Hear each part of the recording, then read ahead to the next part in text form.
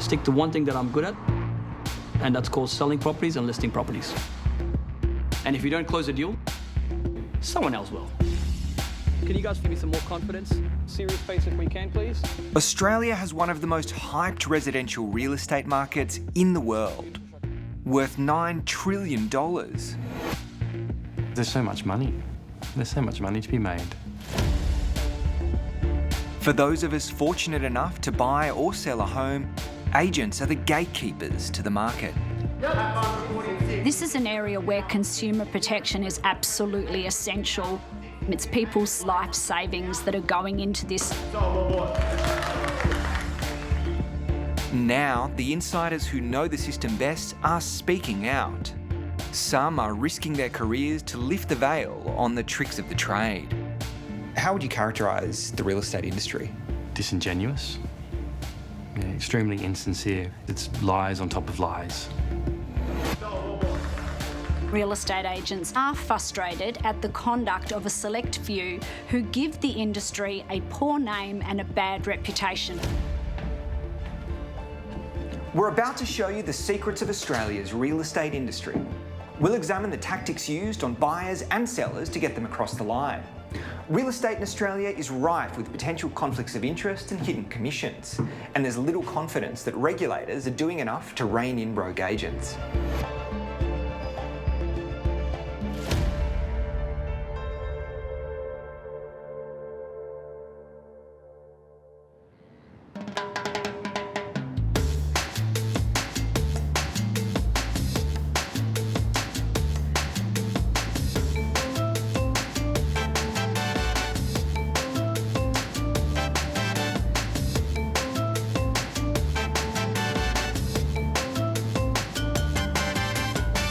The Gold Coast is a very untapped market, especially in the luxury space.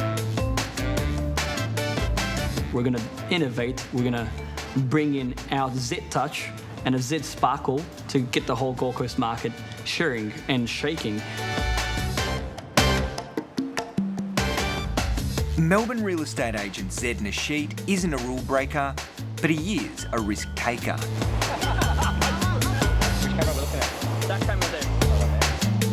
He's expanding his high-volume Melbourne agency to what he believes will be a lucrative market here in Queensland. Maybe everyone just look at me, and then when I say 3, 2, 1, just like laugh, smile, just talk to each other. 3, 2, 1. Yeah, we're friendly people. We smile all the time.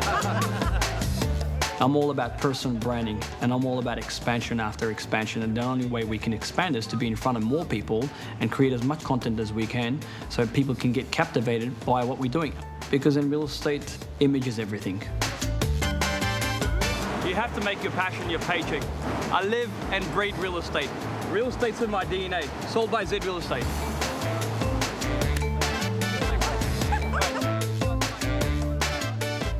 All right. We good? You got enough content? In today's marketplace, every single phone call matters, every single meeting matters, and every single appraisal matters. And if you don't close a deal, someone else will. How's that for an angle? Better?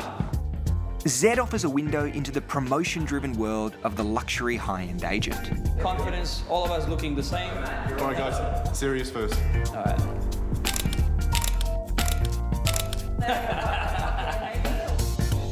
Oh, I love those shots. Oh, that looks amazing, mate. You're a legend. Just wish, because it's a Gold Coast look. Hey, Zed. Yeah. How you going? Welcome to Z Real Estate Gold Coast, mate. Good to see you, mate. Yeah. This is the team. We've got... Zed Nasheed's the kind of agent you expect to see on a reality TV show. And I'm a loud person.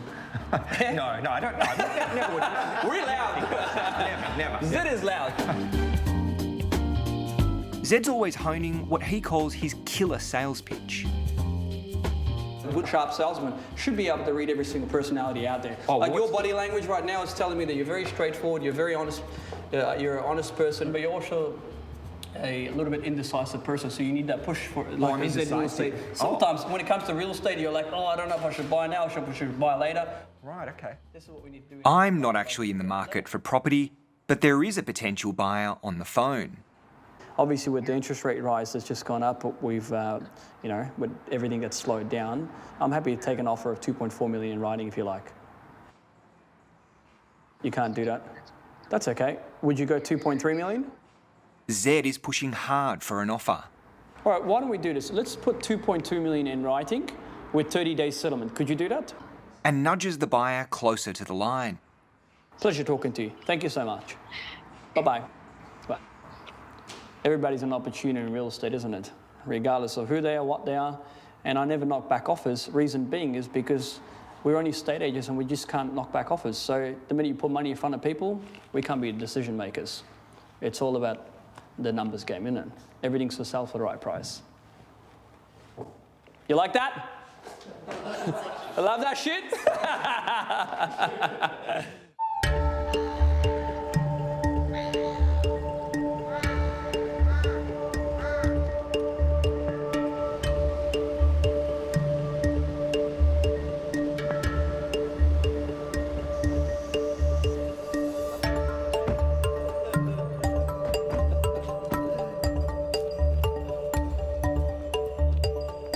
Zed's unapologetic about his relentless focus on sales. That's how he makes money. This is a nice view. Wow. This has to be the money shot right here. The back of the house is a lot more modern than the front of the house. Would you guys agree? Absolutely. No? But he fires up when it comes to one industry practice that many consumers complain about: underquoting. That's when agents lowball price guides to lure in more buyers. There are so many agencies out there that underquote, and I'm totally against it. I am 100% against underquoting. The amount of buyers that show up to auctions in today's environment, whereas agents have underquoted, they market a house between 2.4, 2.6, where they've reserve price at $3 million, the buyers get pissed off. This is why real estate agents, they have a bad name. Because of those underquoters, because of those agencies, and it comes from the top. The top of those leaders out there, the old way of selling real estate is gone. They need to change their ways. How would you characterise the public's perception of real estate agents? Well, sadly, we know that consumer perceptions about real estate professionals are not particularly good. We know this from annual surveys that are conducted, and it's certainly something that I think, as a peak body for real estate professionals, disappoints us, and equally, I would say, it disappoints those who are in the profession. My name is Mark Jones. I'm an independent real estate agent in the eastern suburbs of Sydney. I worked in finance in London during the GFC and saw how badly the industry needed to change. That's what I think needs to happen in Australian real estate. It needs cleaning up.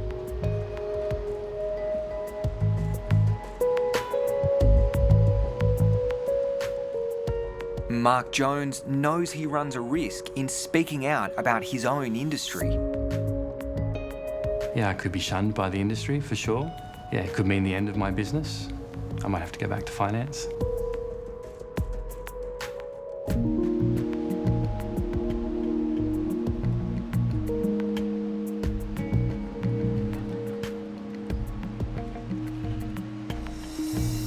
Hey Mark, how are you? Hey, Paul, how are you doing? Yeah, good. Beautiful morning. Lovely. So Mark, what do you think is the biggest problem in real estate in Australia?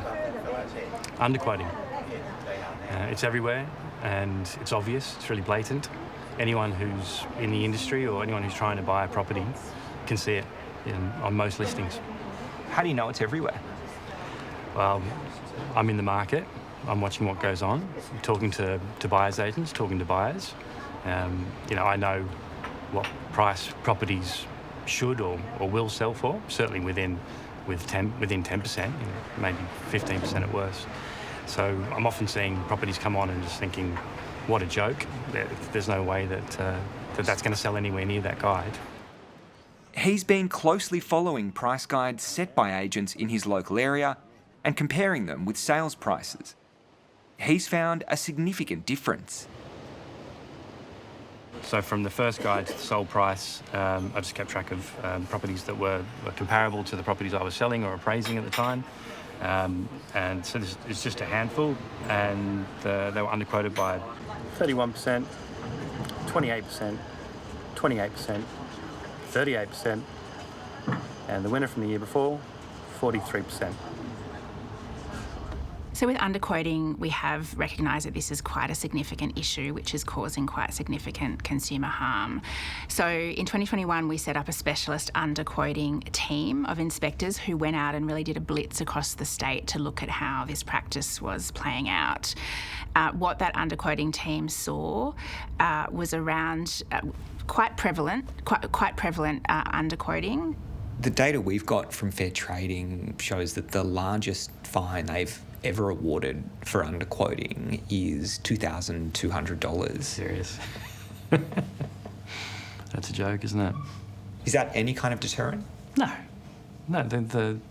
The usual suspects are earning, millions of dollars a year. It's an absolute joke. I mean, surely some agents are just baking this into the cost of doing business. So that is an issue, and that is something that we are working with them on. If they are baking it into the cost of doing business, they need to look more broadly about what is it doing to their reputation, both as an agent but also as the sector. What are consumers thinking, and what sort of level of consumer confidence is if people are just doing the wrong thing and baking it into business? If people are forming that view, if there are people telling you that, then I'd have to accept that that's their opinion as to that particular issue. Again, it's a big state, and but look, let me say this: I'm aware it does take place, but having said that, I don't think it is anywhere near as big a problem as what the community would believe it to be.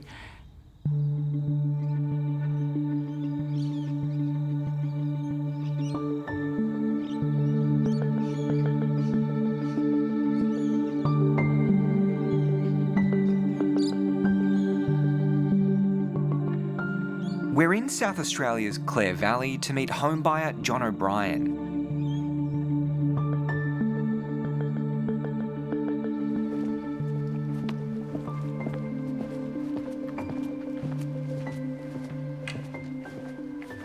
Hey, John. Hey. How you going? Is it? Yeah, great to meet you.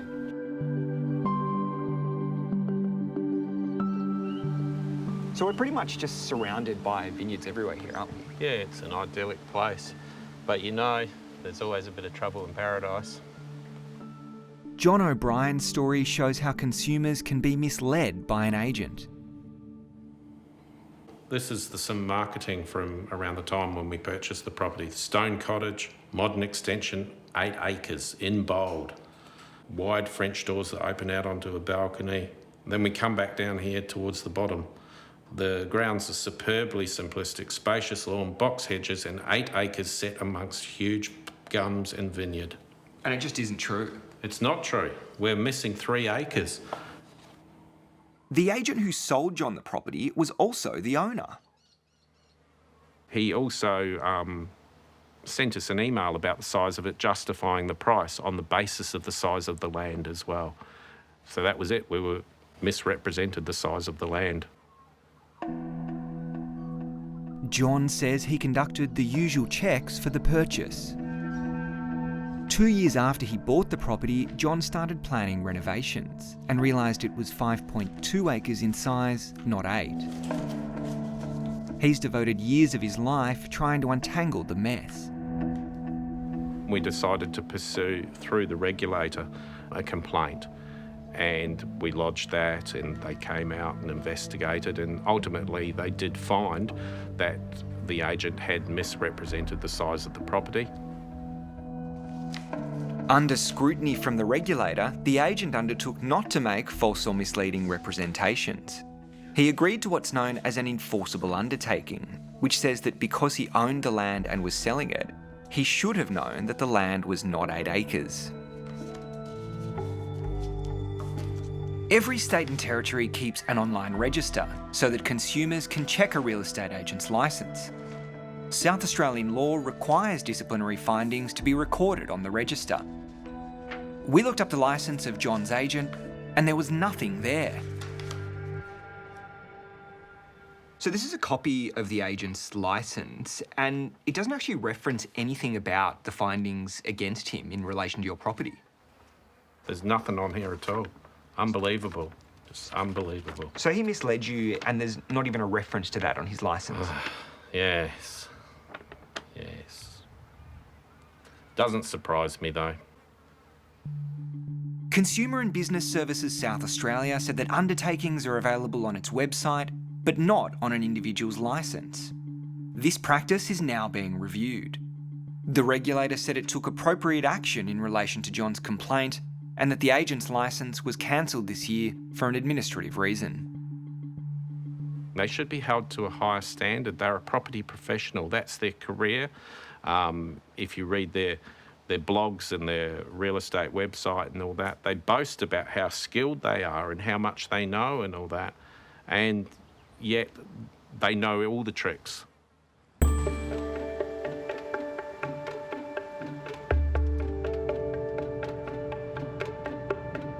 People just feel so completely bamboozled by what they're seeing in the property industry that they really just want someone who's in their corner and backing in their interests. And that's where buyer's agents come in. And people really just want someone who's willing to give them frank and fearless advice. 2 hours north of Sydney, Newcastle is a thriving property market, and competition is fierce among buyers. I'm Chad Dunn, a buyer's agent from Newcastle, New South Wales. I've been in the real estate industry for over 22 years. I'll ask you this question: does your buyer's agent have your best interest at mind? It's really important so there's no conflict of interest.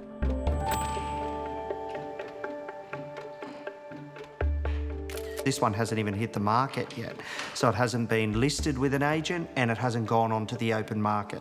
So these clients that I'm sending this through to, they're getting a showing before the general market does. A buyer's agent helps, I guess, assist you through the whole process, hold your hand, but make sure that what you're buying isn't a dud. Buyer's agents rely on their relationships with selling agents. We spend a lot of time making sure that we're talking and communicating with lots of different agents in different areas to be one of the first to find out about the new listings coming up. But it is crucial that we don't be seen as having too much of a bias to one particular office or one chain, because at the end of the day, we're being paid by the buyer to have a bias to them, to find them the right property, not necessarily with who we're, got a better relationship with as agents. Ready? Have a look, all right? So I'm standing at the front of a property we purchased for a client. We're just about to do the pre-settlement inspection.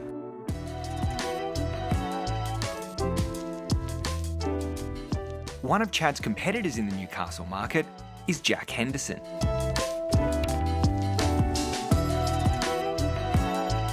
Henderson Advocacy, so they're one of probably 20 different competitors we've got in my area, in the Hunter. I think they also operate on the Central Coast in Sydney. I was a young guy in the construction industry, got expelled from school, and I leveraged all that to build my story, to get onto people's podcasts and to, get articles and all that shit. And then I just went hard, because I believe in life, it's not about what you know, it's who you know. There's plenty happening out there, Will. I can feel it. When everyone's contracting, mate, we're expanding like my biceps, all right? The 26-year-old is a prolific content creator, churning out colourful videos on YouTube, Instagram and TikTok. How many square metres is it? Yeah. Okay. It's nice, man. It's private too.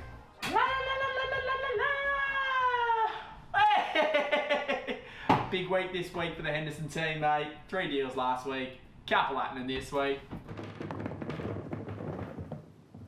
Greg Sheridan and his partner bought their Newcastle home through Henderson Advocacy. We wanted to leave Sydney, we wanted to head a little bit north, and we found ourselves in Newcastle. we found that that real estate agents were suggesting that we call Henderson's. So when you've got the vendors' agents suggesting Henderson's, we perhaps naively went straight to them. Right from the start, Greg and his partner Glenn saw a red flag in the contract that Henderson's provided. It says that we're not allowed to say or do anything that might bring the buyer's agent into disrepute or to in any way discourage people from giving them business. So this is basically a gag clause. Absolutely. That your buyer's agent has asked you to sign. Yes. Wow. So you couldn't really say anything negative about Henderson at all? No, so we couldn't leave anything less than a glowing 5-star Google review.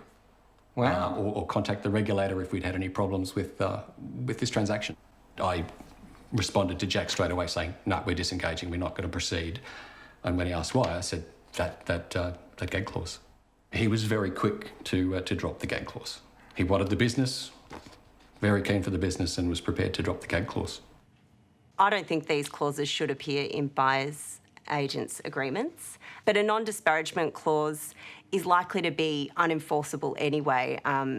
The ACCC has taken action against businesses with non-disparagement clauses and deemed them to breach unfair contract terms laws. Henderson Advocacy helped Greg buy his home through one of Newcastle's biggest selling agencies, PRD Presence, which also trades as PRD Newcastle.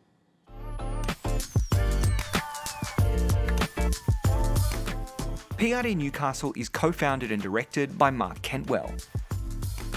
It's no wonder that people from all around Australia and locals alike are trying to get their piece of coastal real estate action that's close to the city of Newcastle. Mark Cantwell and Jack Henderson appear in real estate videos together. So let's go check it out. The Flamingo. Hello. How you going, mate? Good, mate. Good. Good to see you. Nat, welcome. How are you?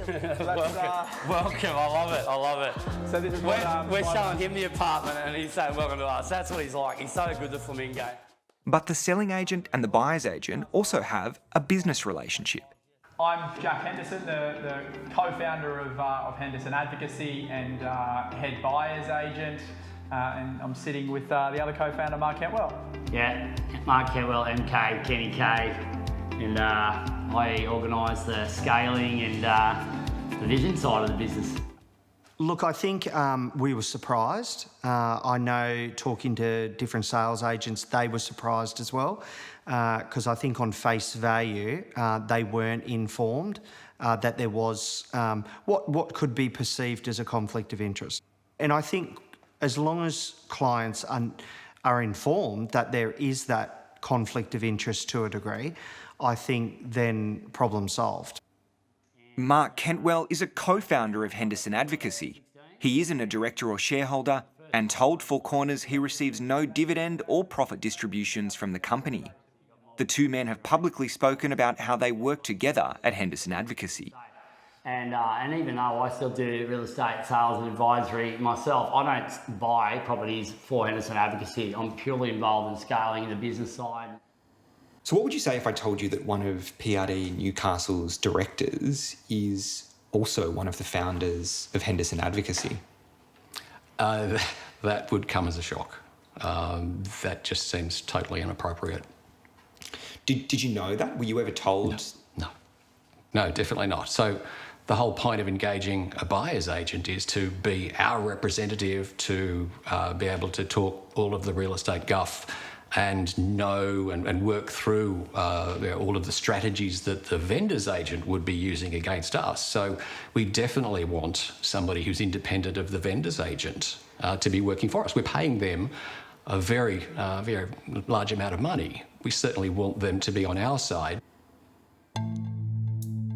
Jack Henderson declined an interview request with Four Corners and did not respond to written questions. He told us he wasn't interested in being a part of the story and referred us to his positive customer reviews.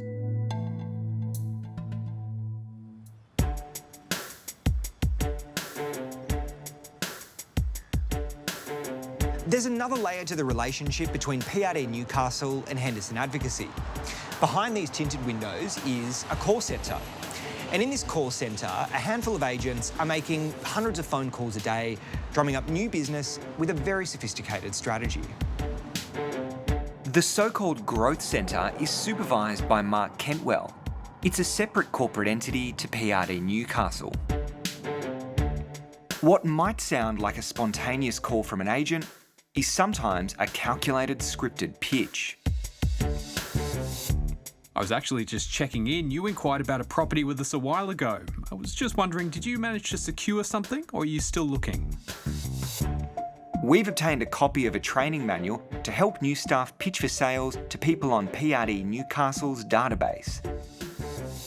A detailed script directs trainees to gather intelligence and then choose the appropriate sales spiel. I just had a thought. One suggestion I can make based on this chat: have you ever heard of a buyer's agent before? We use the guys at Henderson Advocacy, and they have a really good relationship with a lot of agents. They've helped a lot of buyers so far. Throughout the conversation, the script coaches staff to recommend Henderson Advocacy. We work closely with Henderson Advocacy, who are the best in the business. Well, what I can do is pass on your information to one of the team at Henderson and get them to touch base, and I'll tell them to really look after you. We showed the Growth Centre script to Henderson's competitor, Chad Dunn. Yeah, I mean, look, speechless. That's really surprising. It's very staged and obviously routine, and I think that's the bit that is a little bit disturbing. So it's the way this is done is probably not sitting that well with me. There's nothing wrong with referrals in our industry. I do get recommendations from other agents, but this is very staged, and I think that's where it's really blurring the lines. I just hope there are clients that sign up with Henderson's are aware that this is where they're coming from. There's no mention that PRD Newcastle's director is a co-founder of Henderson Advocacy. If there's no disclosure, how is a purchaser supposed to know about the relationship? How are those players, those businesses, going to act in the best interest of the purchaser in those circumstances? Mark Cantwell declined an interview request with Four Corners. He said in a statement his business interests and relationships are disclosed to stakeholders in writing and verbally where required, and that he continues to work with lawyers to ensure compliance with consumer laws. PRD Presence, which trades as PRD Newcastle, also said it complies with its disclosure obligations.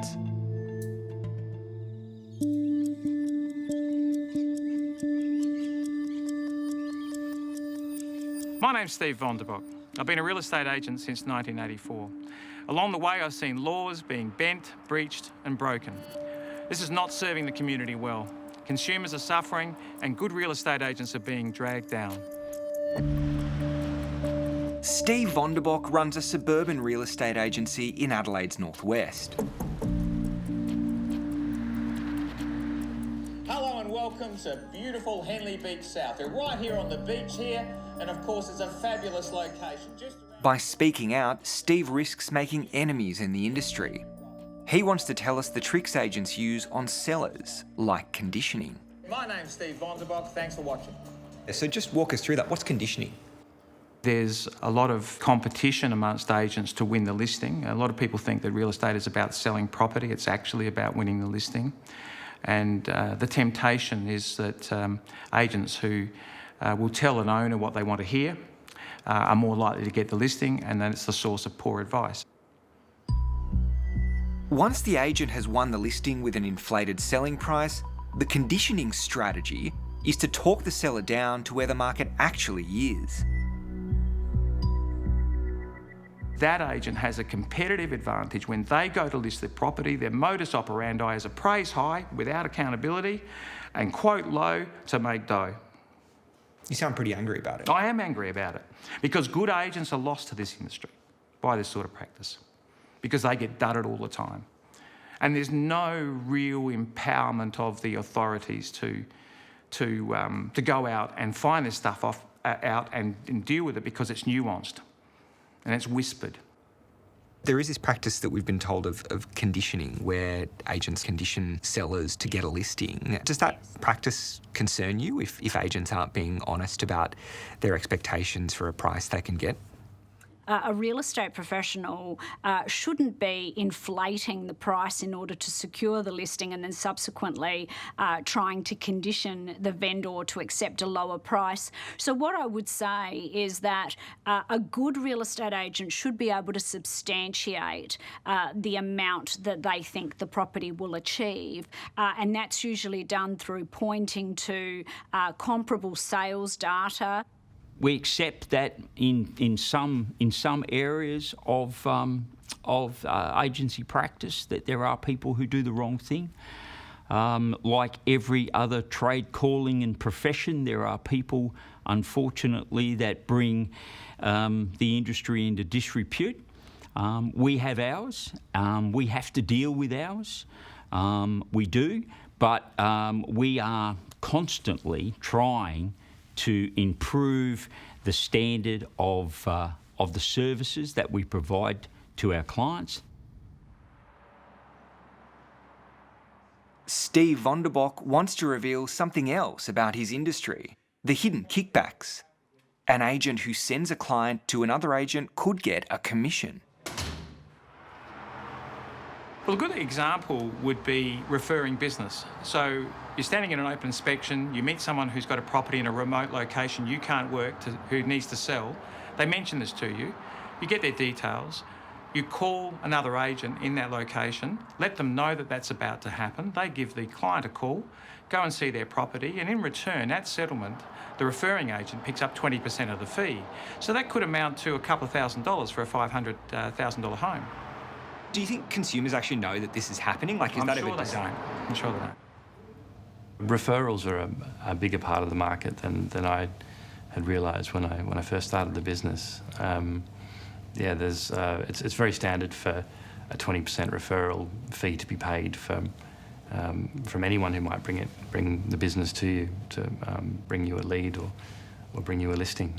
So there's a whole kind of hidden economy of commissions beneath the industry. Yeah, absolutely. Yeah, it's all considered very normal, which I don't have a problem with as long as it's disclosed. Right.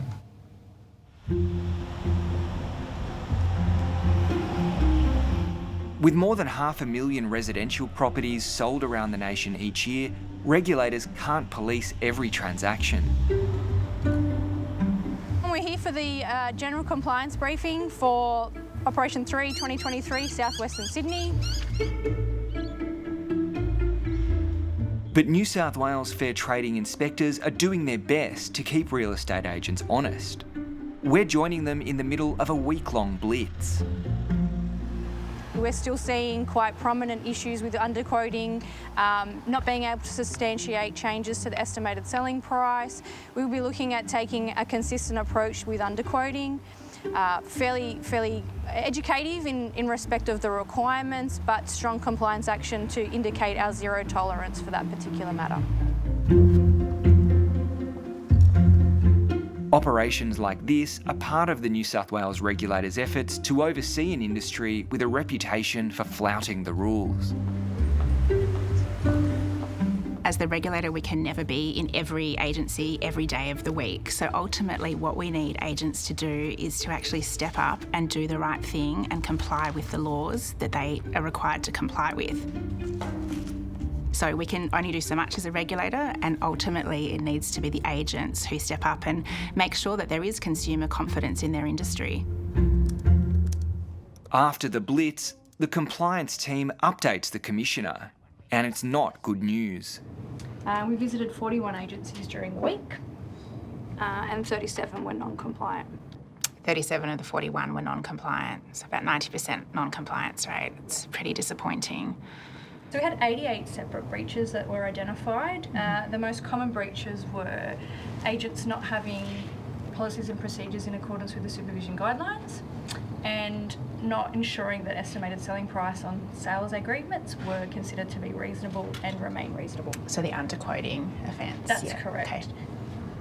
I think $25,000 worth of penalty notices were issued. We've done education and warnings, and the team will be out in the next couple of months again to see that compliance has lifted in those areas. The New South Wales Fair Trading Commissioner would welcome greater powers to be tougher on agents. A lot of it's enshrined in law in terms of what the maximum value of the fine can be. So it really is a matter for the politicians to change the law in that respect. Personally, I think I'd be very happy to have higher fines and higher enforcements. Do we take the approach that we want to fine the industry? We're simply going to be looking to catch people doing the wrong thing? Or do we take a better response and say that we want to work with the industry to bring the level of compliance up to where there is to where the standard of what the regulator wants? Now, I frankly don't think there is a lot of benefit in having these programs where we go into the market and fine a heap of agents and then publish the results in the newspaper the following day. We've learnt the Real Estate Institute gave agents a heads up about the operation in southwest Sydney. This information actually came from Fair Trading, and it's not the first time. The regulator has alerted the industry body about a number of raids in the past. We take two approaches. One is announced visits and one is unannounced visits. So with the announced visits, we would work with the industry associations and we would tell them, this is what we're looking at. It might be underquoting, it might be rent bidding. We would tell them because ultimately we want real estate agents to get their business in order, to do the right thing. I mean, aren't you giving a tip off to the industry about compliance issues in advance if you're forewarning them about a visit? As I said, we do both announced visits and unannounced visits. So with our announced ones, we are informing them. We are saying it is our regulatory focus this month to look at underquoting, and we put you on notice that you need to be doing the right thing because we are sending inspectors out to monitor you and we will come after you if you're not. When did this practice of getting updates from Fair Trading on compliance operations in advance, when did that begin? Be 12 months ago, maybe. Yeah. Why did that start 12 months ago? Look, that's probably a better question for Fair Trading. I don't know. We have. Did you request that? We could have said that we would like to be working with Fair Trading in these issues. Where I see with penalties. Sorry, did you ask the regulator? I possibly did. Yes. I mean, we're asking constantly if we can have a more productive and relationship so that we can improve our sector. I mean, some might say that indicates that that's a far too friendly relationship, getting tip-offs like that. What would you say to that? Well, I see the argument, but at the end of the day, what we've said to people when we know that Fair Trading is going to be in the area, we've said to them these are the things that they will be looking for. So have your office in a position to provide the maximum assistance they can with Fair Trading, because at the end of the day, people who from Fair Trading that go in there, they've got their job to do. We can cooperate with each other. We can provide the documents that they are looking for.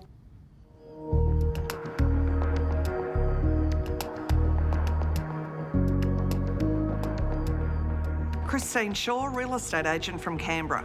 Our industry is all about trust. I believe the legislation should be improved so that consumers have greater protection.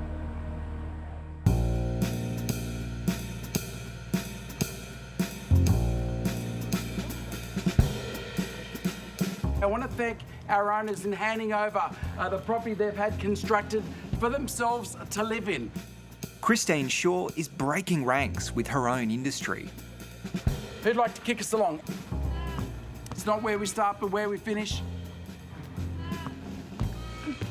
Oh, geez, it's going to be a long day.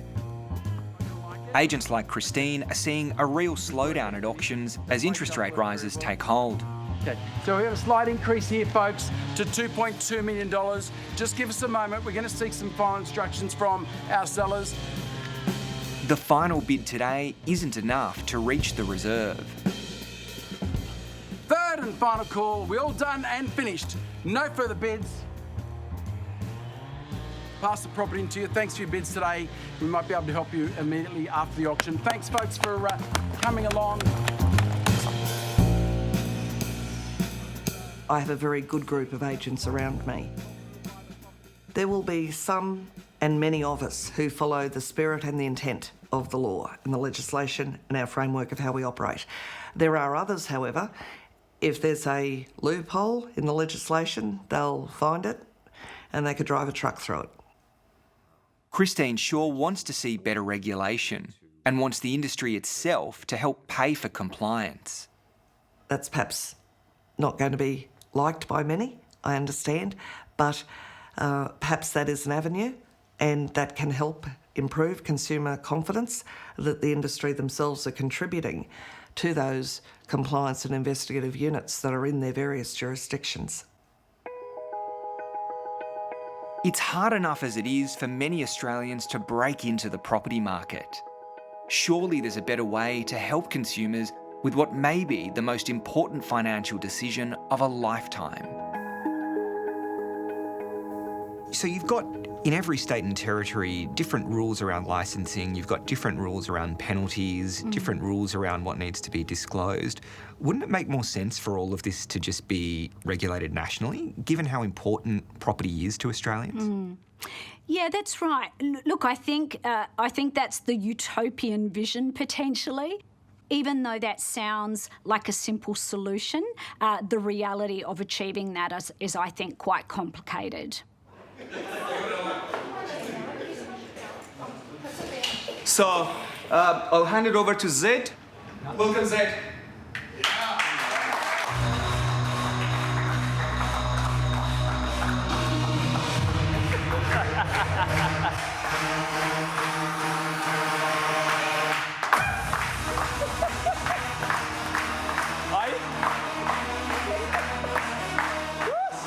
Back with Zed Nasheed at his Melbourne headquarters, it's the weekly sales meeting. In today's marketplace, you need relationships, you need connections. So Today is a celebration of his team's fortunes. So far this month, they've hit $42 million worth of listings. Congratulations to every single one of you guys, because if you notice in here, every one of you guys have performed.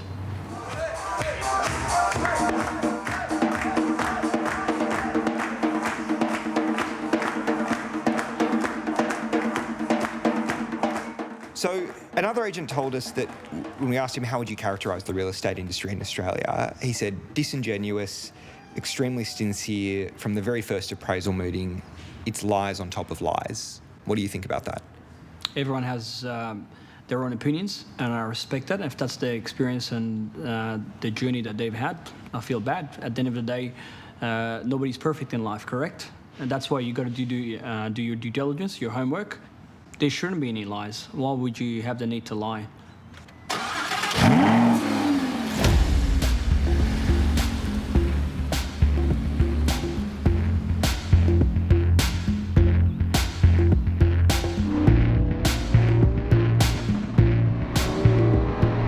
In this real estate industry, if you want to survive, you got to go out there, become a hunter, and be willing to be able to take punches on a daily basis. It's the world's easiest industry to get into, and it's also the world's hardest industry to survive into. And in real estate, if you don't sell, you don't get paid.